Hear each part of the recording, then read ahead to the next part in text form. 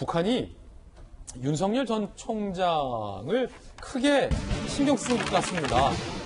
굉장히 이례적인 꽁트라고 해야 할까요?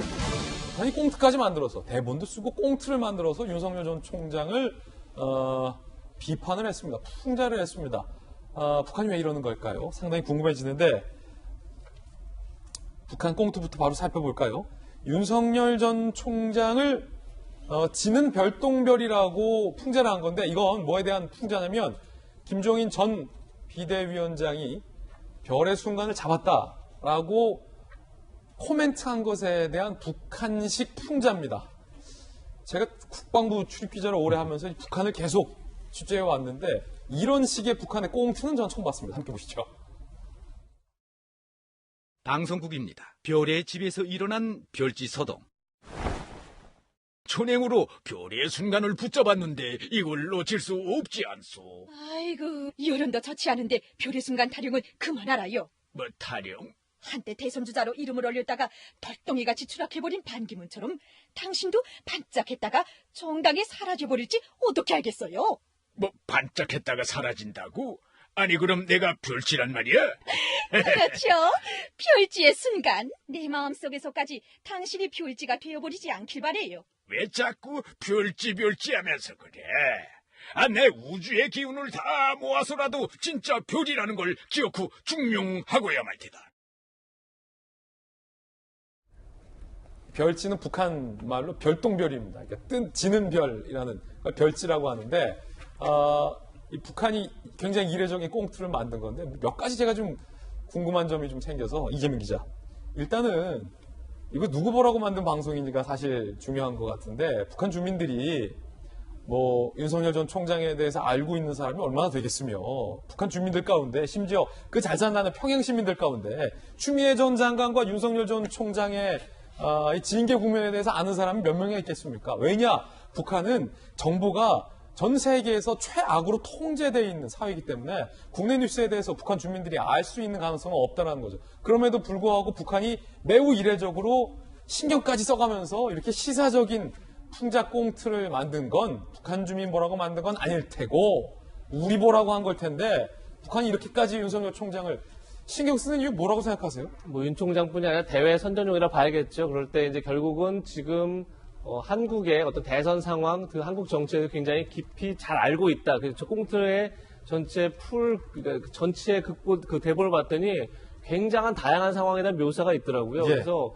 나름대로 윤 전 총장이 어떻게 부상했고 지금 상황이 어떻고 앞으로의 어떤 고민들이 있고 이런 것도 굉장히 잘 나름대로 북한에서 잘 평가를 해놨다 이렇게 볼 수 있을 텐데. 저도 봤는데 그 꽁트 안에 국내힘으로 입당을 할지 말지에 대해서 그런 내용 나오죠. 써놨더라고요. 예, 그러니까 굉장히 한국 언론에 대해서 굉장히 유심하게 보고 있다 이렇게 볼 수 있겠죠. 그런 점에서 지금 북한이 국내의 정치 상황 그리고 내년 대선 상황에 대해서 예의주시하고 있다 이런 거를 예. 이제 표현한 거겠죠. 근데 결국은 이제 내년 대선이라는 게 북한 입장에 중요하죠. 지금 어쨌든 문재인 정부에서 온갖 북미 관계 모멘텀을 만들려고 했지만 사실상 이제 실패를 했고 바이든 정부가 들어서서도 지금까지 특별한 움직임을 보이지 않고 있고 이런 상황에서 내년 대선 이후에 어떤 본인들의 모멘텀을 만드느냐가 굉장히 중요할 텐데 그런 상황에서 뭐 유력한 대선주자 한 명으로 뭐 문재인 대통령도 인정한 그런 유력한 대선주자가 됐기 때문에 북한에서도 논평을 낸 게 아닌가 싶고 예. 그 논평에 상당히 좀 지금 조금 전에 본 것처럼 별의 순간이 아니라 별지의 순간이다. 별똥별이다. 이미 떨어지고 있다라는 이제 표현을 쓰고 있지 않습니까? 그만큼 이제 어떤 보수 진영에 대한 경계심, 보수 진영에 대한 어떤 그 약간 적대감 이런 것까지 같이 표현하면서 한국 대선을 좀 지켜보고 있다 이런 것들 표현하는 게 아닌가 싶습니다. 그렇군요. 박수현 전 의원께서 청와대 대변인에 계셨으니까 예. 아마 북한이 이렇게 꽁트를 만들어서 누군가의 한국 정치인에 대해서 논평한 것은 못 보셨을 것 같아요. 저도 못 봤으니까. 그런데 그 논평의 내용을 보니까 상당히 윤석열 전 총장에 대해서 비판적으로 풍자를 했어요. 북한 입장에서는 윤 전 총장이 대통령이 되는 게 싫은가 봅니다. 그 이유가 뭘까요?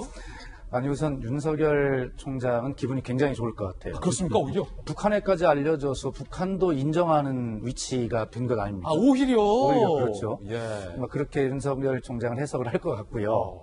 그다음에 북한도 문재인 대통령이 국민의 어느 정도 여론조사대로 그만큼 인정하는 것이 현실이라는 걸 문 대통령이 인정한 거 아닙니까? 예. 그렇기 때문에 내가 어떤 말을 붙이지 않겠다고 이야기했는데 북한도 윤석열 총장을 이것이 일시적 바람이 아니라 혹시 이것이 현상으로 굳어지지 않겠나라고 현실로 인정한다는 증거라고 저는 그렇게 봐요. 예. 그러면서 혹시 윤석열 총장이 집권을 하게 됐을 때 저 사람의 생각이 대북 정책이나 이런 것들에 대해서는 어떤 생각을 가지고 있는가를 이제 간을 보기 시작했다. 북한이 예, 저는 그렇게 생각을 합니다. 간 보기 시작했다. 네, 그래서 예. 저렇게 했을 때 매우 흥미로운 분석. 윤석열 총장의 반응이 어떻게 나오는가를 예. 이제 한번 보려고 하겠죠. 요 다음 반응은 이제 북한이 이끌어내는 거군요. 예, 그렇죠. 그렇게 저는 생각을 하고요.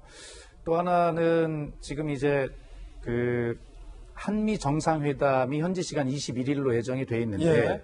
그 전에 이제 대북 정책의 전반적인 방향들이 나와 있는데 그 두 가지입니다. 하나는 싱가포르 회담의 토대 위에서 문재인 대통령의 요구가 받아들여진 것이고요.